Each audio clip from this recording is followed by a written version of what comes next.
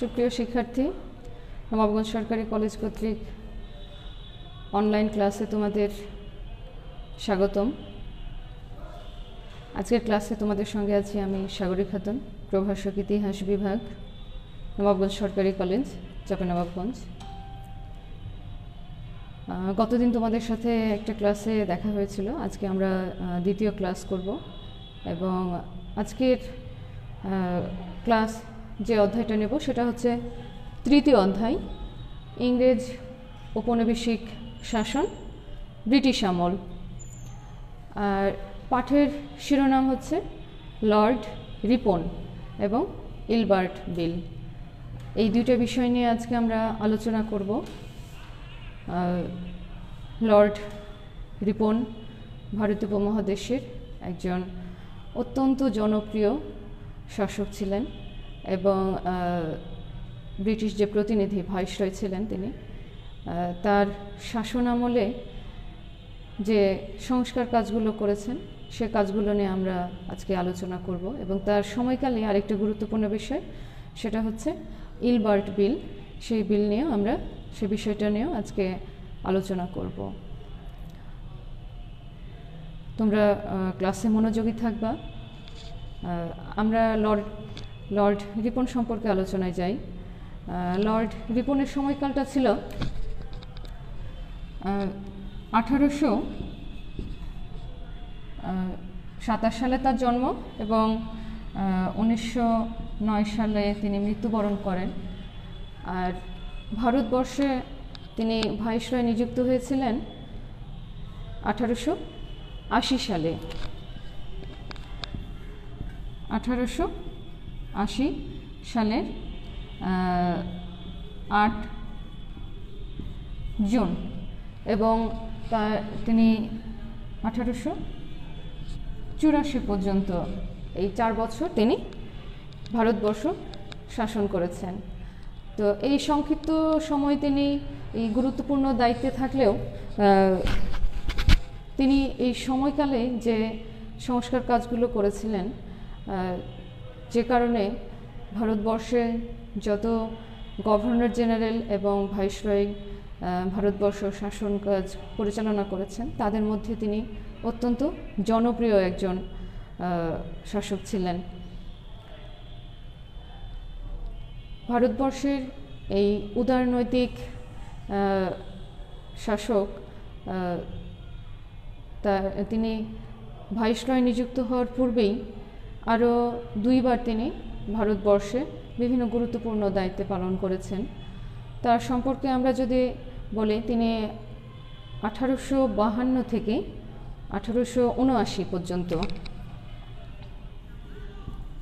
1852 থেকে 1879 এই সময়কালটা তিনি ব্রিটিশ পার্লামেন্টের সদস্য ছিলেন এবং এই ব্রিটিশ পার্লামেন্টের সদস্য থাকার সময়েই তিনি 2 মেয়াদে তিনি ভারতবর্ষে দায়িত্ব পালন করেছিলেন।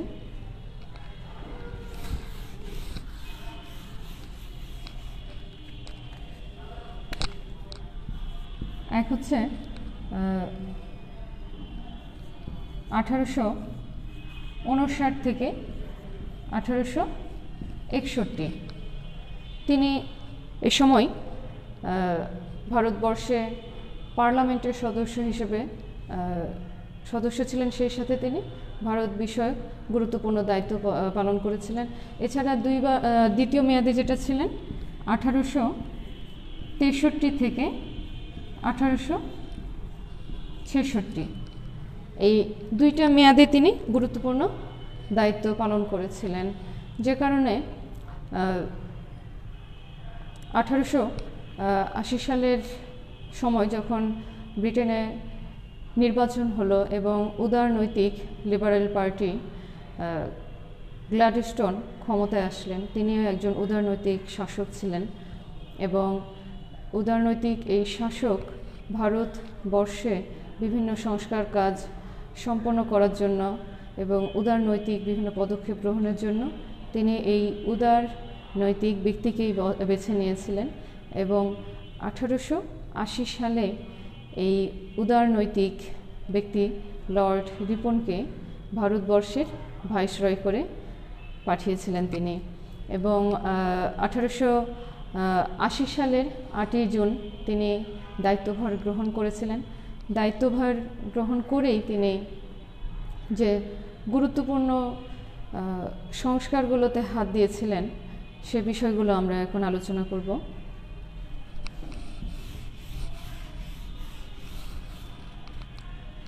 প্রথমত আফগান সমস্যা নিরসন।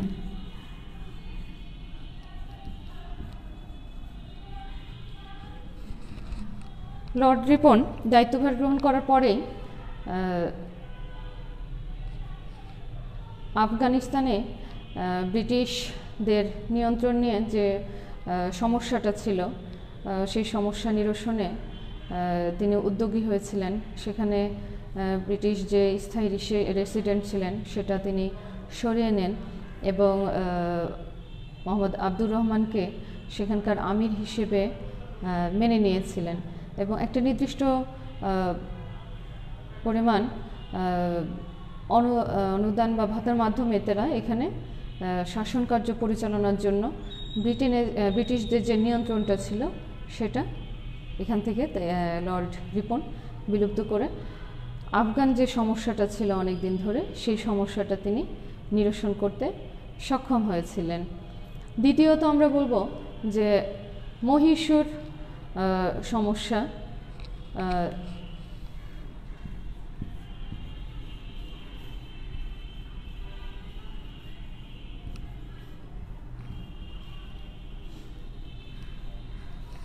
এই সময়ে মহীশূরের রাজা ছিল হিন্দু, এবং এই হিন্দু রাজাকে যখন ছিল তখন এই মহীশূর রাজ্য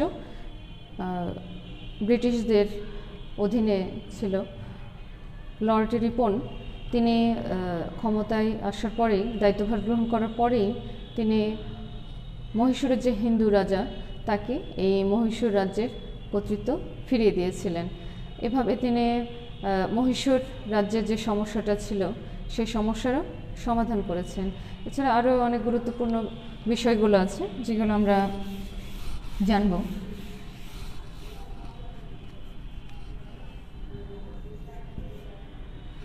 তৃতীয়ত যে বিষয়টা আমরা আলোচনা করব সেটা হচ্ছে যে লর্ড রিপন স্থানীয় স্বায়ত্তশাসন যে ব্যবস্থাটা সেটা তিনি প্রবর্তনে প্রথম উদ্যোগ গ্রহণ করেছিলেন। ভারতীয় উপমহাদেশে স্থানীয় স্বায়ত্তশাসন।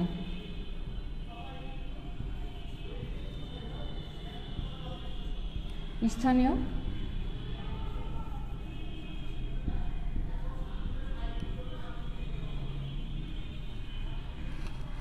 স্বায়ত্তশাসন তিনি প্রথম প্রবর্তন করেছিলেন।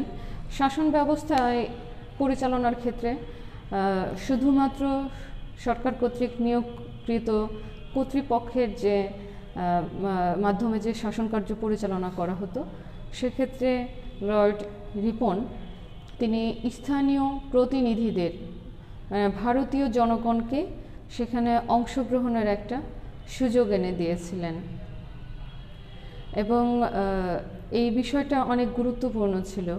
আমরা জানি যে 1885 সালে লর্ড রিপনের দায়িত্ব ছাড়ার পরের বছরে কিন্তু ভারতীয় উপমহাদেশে একটা বৃহৎ রাজনৈতিক দলের আত্মপ্রকাশ ঘটেছিল, সেটা হচ্ছে ভারতীয় জাতীয় কংগ্রেস।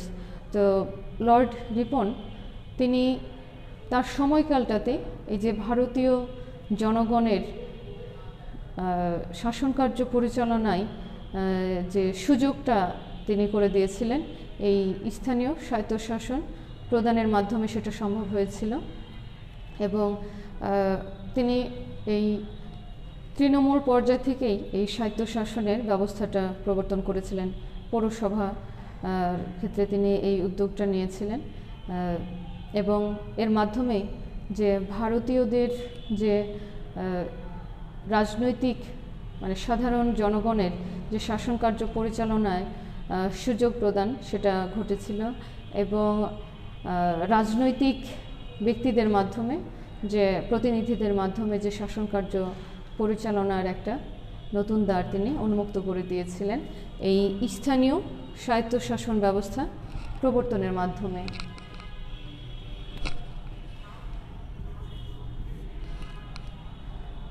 চতুর্থত আমরা যে সংস্কারটা নিয়ে আলোচনা করতে পারি সেটা হচ্ছে সংবাদপত্র আইন।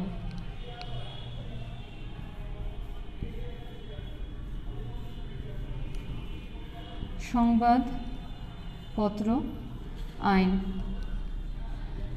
বা ভার্নাকুলার প্রেস অ্যাক্ট, যেটা বিশেষভাবে পরিচিত। ভারতীয় উপমহাদেশে সংবাদপত্র প্রচার শুরু হলেও এখানে মতামত প্রকাশের স্বাধীনতা ছিল না, এবং মতামত প্রকাশের স্বাধীনতা না থাকায় যে বিধিনিষেধগুলো আরোপ করা হয়েছিল এই ভার্নাকুলার প্রেস অ্যাক্ট বা সংবাদপত্র আইনের মাধ্যমে ভারতীয় সংবাদপত্রকে নিয়ন্ত্রণ করা হয়েছিল, যেটা ভারতীয়দের মধ্যে চরম ক্ষোভের সৃষ্টি করেছিল। এটা নিয়ে অনেক প্রতিবাদ এবং ক্ষোভ প্রকাশ পেয়েছিল। লর্ড রিপন ক্ষমতায় আসার পরেই তিনি এই ভার্নাকুলার প্রেস অ্যাক্ট সেটাকে তিনি রহিত করেছিলেন, এবং এই সংবাদপত্র ভারতীয় যে সংবাদপত্রে যে মতামত প্রকাশের যে স্বাধীনতা ছিল সেটা তিনি উন্মুক্ত করে দিয়েছিলেন এই ভার্নাকুলার প্রেস অ্যাক্ট বা সংবাদপত্র আইন সেটা রহিত করার মাধ্যমে। এটা ভারতীয়দের জন্য ভারতীয় জনগণের জন্য অত্যন্ত একটা জনপ্রিয় একটা অর্জন ছিল এটা, যেটা লর্ড রিপনকে ভারতীয়দের কাছে আরও অনেক বেশি জনপ্রিয় করে তুলেছিল।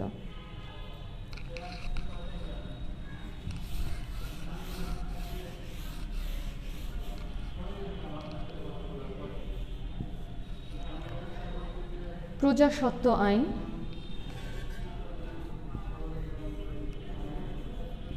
প্রজাস্বত্ব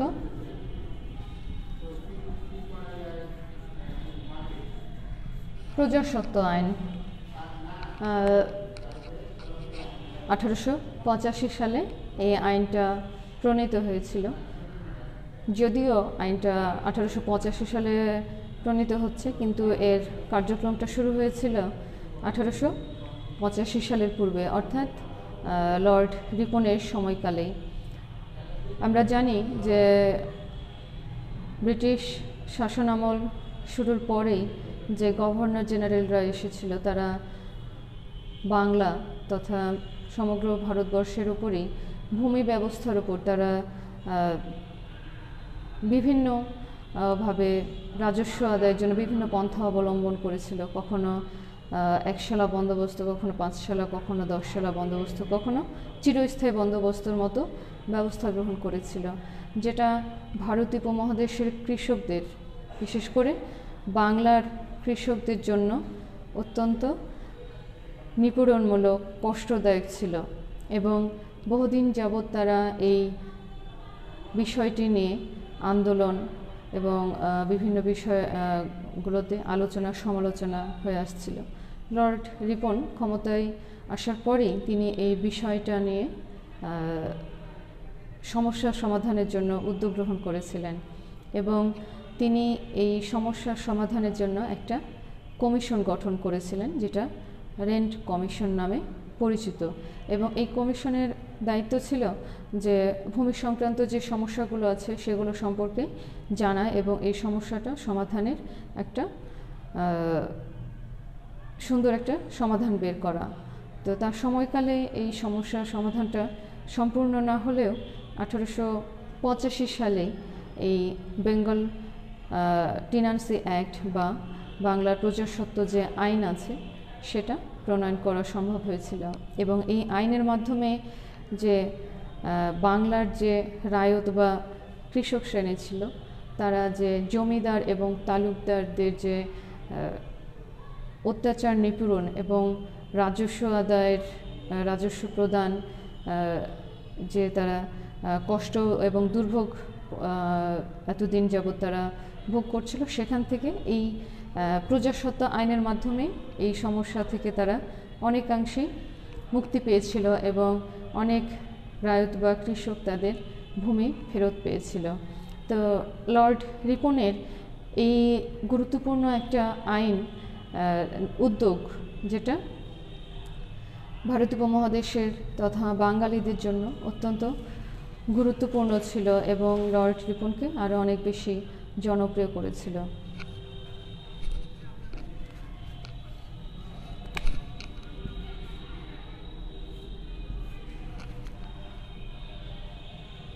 এছাড়া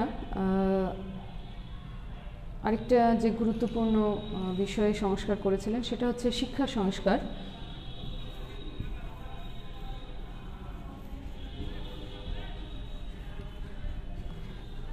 লর্ড রিপনের শিক্ষাক্ষেত্রে যে সংস্কার সেটা অত্যন্ত গুরুত্বপূর্ণ ছিল। আমরা জানি ভারতীয় উপমহাদেশের যে শিক্ষা ব্যবস্থা ছিল সেটা অত্যন্ত মান্ধাতা আমলের এবং শিক্ষাক্ষেত্রে অগ্রগতি ব্রিটিশ শাসন আমলে যেটা চলেছিল সেটা খুবই স্লথ গতিতে, মানে খুব স্লোলি ছিল।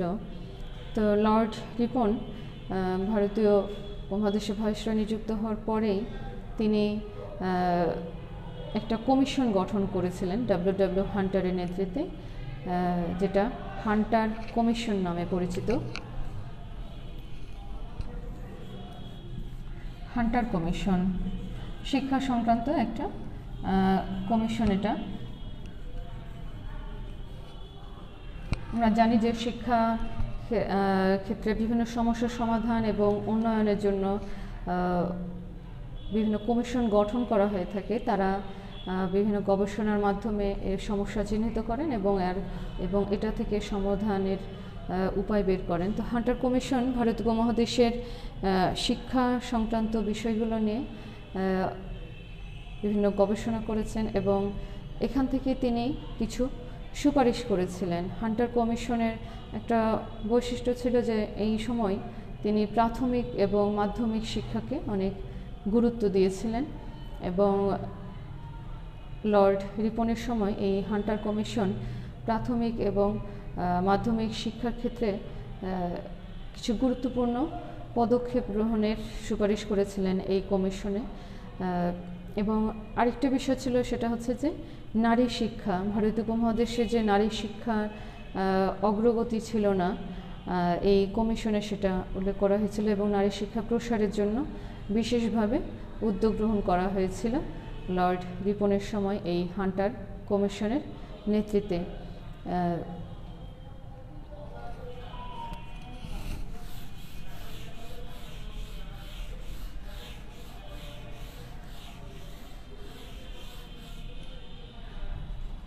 এরপরে আমরা যে বিষয়টা নিয়ে আলোচনা করব সেটা হচ্ছে, এছাড়া আরও অনেক তিনি গুরুত্বপূর্ণ সংস্কার কাজই করেছিলেন।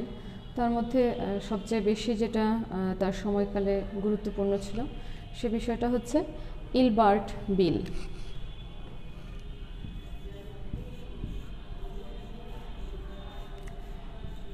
এটা অত্যন্ত আলোচিত এবং সমালোচিত ছিল তৎকালীন সময়ে।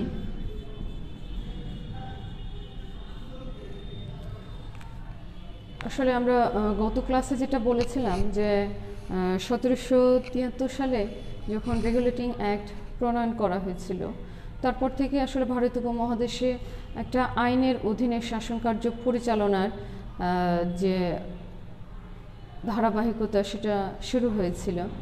তো বিচার বিভাগ বা বিচার কার্য পরিচালনা এটা একটা গুরুত্বপূর্ণ বিষয় এবং যখন ভারতীয় উপমহাদেশে ব্রিটিশ শাসন কার্য পরিচালিত হচ্ছে তখন এই ভারতীয় উপমহাদেশে যে ব্রিটিশরা অবস্থান করছিল তাদের বিচার কাজটা, তাদের যে অপরাধমূলক কার্যকলাপগুলো সেগুলো কিভাবে বিচার কাজ পরিচালনা করা হবে সেটা কিন্তু ধারাবাহিকভাবে মানে ধীরে ধীরে এটার পরিবর্তন সূচিত হয়েছে। একটা সময় ছিল যখন এই ব্রিটিশদের বিচার কার্য পরিচালনা করার দায়িত্ব ব্রিটিশদের হাতেই ছিল।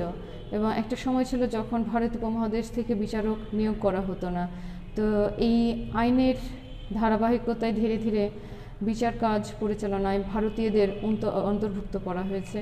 ভারতীয়দের যখন অন্তর্ভুক্ত করা হয়েছে তখন ভারতীয় বিচারকদের দ্বারা শুধুমাত্র ভারতীয় অপরাধীদের বিচার কার্য পরিচালনা করার দায়িত্ব দেওয়া হয়েছে। তো এই বিষয়টা ভারতীয় বিচারকদের মধ্যে একটা ক্ষোভের সৃষ্টি করেছিল। ইউরোপীয়দের বিচার কার্য পরিচালনা করার দায়িত্ব ছিল ইউরোপীয় অর্থাৎ ব্রিটিশ বিচারকদের মাধ্যমে। তো এই বিষয়টা যখন ভারতীয় বিচারকদের মধ্যে ক্ষোভের সৃষ্টি করলো তখন লর্ড রিপন এই ক্ষোভটা প্রশমনের জন্য নিরসনের জন্য উদ্যোগ গ্রহণ করেছিলেন এবং তিনি অত্যন্ত বিখ্যাত এই ইলবার্ট বিল প্রণয়নের মাধ্যমে এই ক্ষোভ নিরসনের চেষ্টা করেছিলেন। কিন্তু ব্রিটিশরা তথা ইউরোপীয়রা যারা ভারত উপমহাদেশে অবস্থান করছিল তারা এর বিরোধিতা করেছিল এবং এ বিষয়ে তারা একটা ডিফেন্স অ্যাসোসিয়েশন গঠন করে এর মাধ্যমে প্রতিবাদ এবং ক্ষোভ প্রকাশ করছিল। এরপর এই ইলবার্ট বিল যেটা ভারতীয়দের জন্য অত্যন্ত গুরুত্বপূর্ণ ছিল সেই ইলবার্ট বিল কিছুটা সংশোধন করে পরবর্তীতে এটা পাস হচ্ছে এবং এই ইলবার্ট বিলের যে বিষয়টা সংশোধন করার পরে যে বিষয়টা নির্ধারণ করে দেওয়া হয়েছিল সেটা হচ্ছে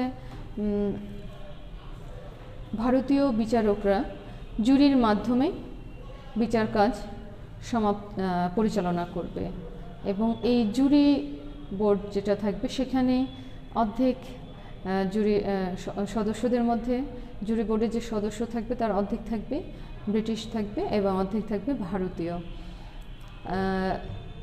এভাবে এই সংশোধন করে ভারতীয় বিচারকদের এই জুরি বোর্ডের মাধ্যমে বিচার কার্য পরিচালনা করার সুযোগ দেওয়া হয়েছিল। যদিও পুরোপুরি ভারতীয় বিচারকদের এই দায়িত্ব দেওয়া হয়নি, তারপরও এটা ছিল ভারতীয়দের জন্য অনেক বড় একটা বিজয়। বিচার কার্য পরিচালনায় তিনি লর্ড রিপন যে সমতা এনে দিয়েছিলেন, আইনের চোখে যে সবাই সমান, ভারতীয় এবং ইউরোপীয় অথবা ব্রিটিশ যারাই হোক না কেন আইনের চোখে সবাই সমান, এই বিষয়টা লর্ড রিপন এই ইলবার্ট বিলের মাধ্যমে তিনি সংশোধন করে দিয়েছিলেন এবং ভারতীয়দের জন্য এটা ছিল অত্যন্ত গুরুত্বপূর্ণ একটা বিজয়। তো লর্ড রিপন 4 বছর 1880 থেকে 1884 পর্যন্ত তিনি ক্ষমতায় ছিলেন, 4টা বছর ক্ষমতায় ছিলেন এবং শাসনকার্য ভারত উপমহাদেশের শাসনকার্য পরিচালনার সুযোগ পেয়েছিলেন। তো এই সংক্ষিপ্ত সময় 4টা বছরে তিনি যে গুরুত্বপূর্ণ উদ্যোগগুলো গ্রহণ করেছিলেন, যে সংস্কারগুলো করেছিলেন, তাকে ভারতীয় উপমহাদেশের ইতিহাসে একটা গুরুত্বপূর্ণ মর্যাদার আসনে অধিষ্ঠিত করেছে। তাকে ভারত উপমহাদেশের একজন উদার নৈতিক শাসক হিসেবে তাকে শ্রদ্ধা ভরে আজও স্মরণ করা হয়ে থাকে ব্রিটিশ শাসন আমলের এই লর্ড রিপনকে। আমরা পরের ক্লাসগুলোতে আরও অন্য যারা গুরুত্বপূর্ণ অবদান রেখেছিলেন ভারত উপমহাদেশের সংস্কার কাজে সে বিষয়গুলো নিয়ে আলোচনা করব। আজকে এ পর্যন্তই, ধন্যবাদ।